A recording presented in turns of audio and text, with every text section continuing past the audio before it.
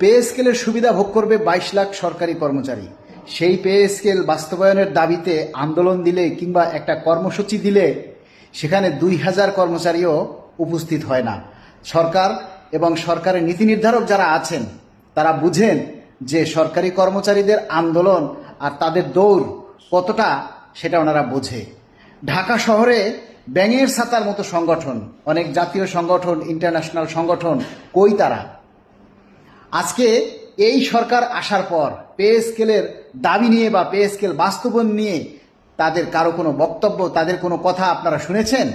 কারো কোনো বক্তব্য নেই। কিন্তু যখন গেজেট প্রকাশের আগের দিন হবে তখন ক্রেডিট নেওয়ার জন্য অসংখ্য সংগঠন জ্বালাবে, তাতে কোনো সমস্যা নাই। কিন্তু বিষয় হচ্ছে IMF সহ বিভিন্ন দাতা সংস্থা এবং মিডিয়ারা যেভাবে পে স্কেলের পিছনে লেগেছে, আজকে এই খবর, 1 ঘন্টা পর আরেক খবর, এখন দুঃসংবাদ, 1 ঘন্টা পরে সুসংবাদ, এই যে এত গুজব ছড়াছড়ি, এ সব কিছুর মিলে হচ্ছে সরকারি নীতি নির্ধারকদের পক্ষ থেকে নীরবতা পালন করার কারণে।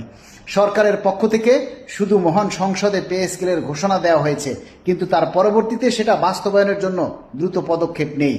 আমরা চাই আগস্ট মাসের মধ্যেই যাতে পে স্কেলের প্রজ্ঞাপন জারি করে কর্মচারী অঙ্গনের ক্ষোভ এবং হতাশা দূর করা হয়। এবং কর্মচারীরা, আপনারা যারা রয়েছেন, আপনারা যদি সচেতন না হন তাহলে কিন্তু এই প্রজ্ঞাপন আরও কমপক্ষে 6 মাস পিছিয়ে যাবে।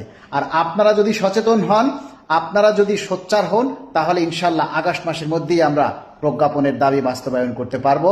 আপনারা নিজেরা কথা বলেন না, আমরা কথা বলতে গেলে সেখানেও আপনারা বাধার সৃষ্টি করেন, সেখানে আপনারা বিভিন্ন রকমের তকমা লাগিয়ে দেন, এটা বলেন সেটা বলেন, গালি দেন, ব্যবসায়ী বলেন, ভিউ ব্যবসায়ী বলেন, কত নানান তালের কথা বলেন। কিন্তু আপনারা ঘরে বসে ফ্রিতে সবাই আলকাতরা খেতে চান। আপনারা ফ্রিতে আলকাতরা খাওয়া বাঙালি। আপনারা যদি সচেতন হতেন তাহলে অনেক আগেই আমাদের পে স্কেলের টাকা পকেটে চলে আসতো। আপনারা সচেতন নই, তাই আজকে আমাদের এই দুরবস্থা। আপনারা এখনো সময় আছে, সচেতন হন। এই আগস্ট মাসে পে স্কেলের দাবিতে আপনারা সবাই মিলে সোচ্চার হন। মাননীয় প্রধানমন্ত্রী যেহেতু মহান সংসদে 1 জুলাই 2026 থেকে পে স্কেল বাস্তবায়নের ঘোষণা দিয়েছেন, তো অবশ্যই পে স্কেল হবে।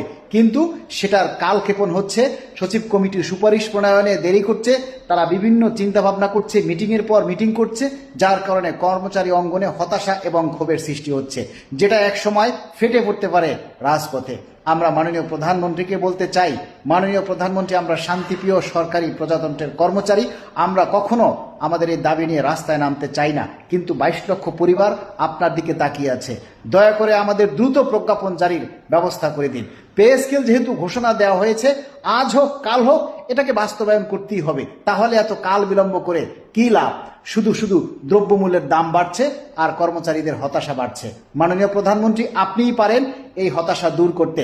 এই পে স্কেলকে কেন্দ্র করে যাতে আর বাজারে প্রভাব পড়তে না পারে, এই পে স্কেলকে কেন্দ্র করে যাতে দ্রব্যমূল্য আর বৃদ্ধি পেতে না পারে, তাই দ্রুত প্রজ্ঞাপন জারি করে এই জনমনে স্বস্তি ফিরিয়ে দিন। এটাই আপনার কাছে আমাদের একমাত্র প্রত্যাশা।